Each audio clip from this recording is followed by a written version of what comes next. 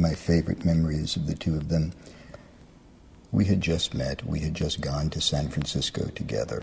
We had known each other in person in less than 2 weeks.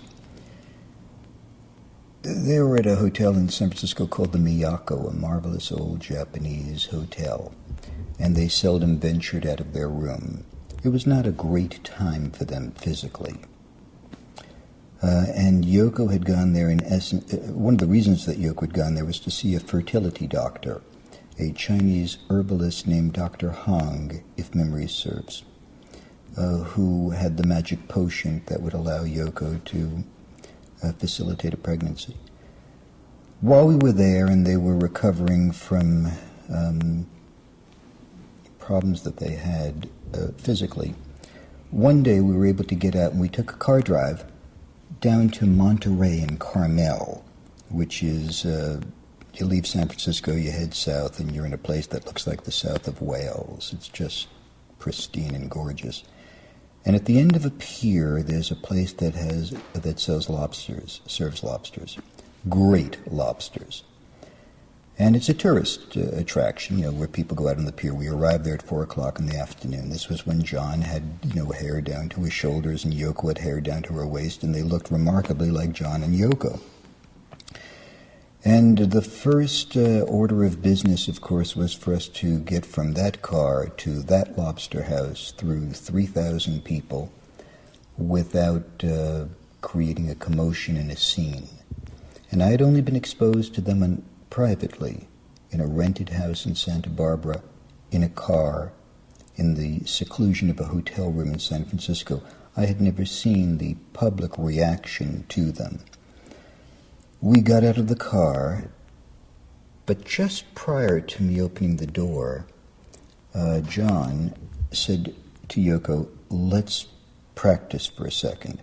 And the two of them closed their eyes and went into a kind of chant-like mantra where they repeated Fred and Aida Gerkin, Fred and Aida Gerkin, Fred and Aida Gerkin. They said it 3 or 4 or 5 times. I was beginning to, after just a short period of time, realize that there were certain things you just didn't bother asking about. Go with it, and it'll be revealed. But I was curious if we were going to expect anybody.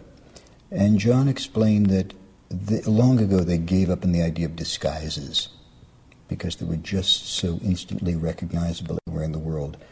So they came up with this marvelous plan that if they believed that he was the Reverend Fred Gerkin, and Yoko was Aida Gerkin, that this disguise would, in fact, if they believed it, all other people looking at them would only see the Reverend Fred and Aida Gerkin. Yes, that was the concept. So we got out of the car, and I promise you, as I'm sitting here, we walked from the car to the lobster place through thousands of people without anybody asking for an autograph, looking at them, paying attention. It would be the equivalent today of Michael Jackson or somebody like that trying to do it. Then we got to the lobster house. We sat down. The waiter came over and said, "Oh my God, could you sign the tablecloth for the chef?" And the madness had started because they dropped it. Fred and Aida Gerkin only made it from the car to the restaurant. It was my first recollection of their way of doing things, their style, the power of their magic, the reason to believe, and the potential of 2 completely conscious beings going about approaching the world on their terms and almost making it.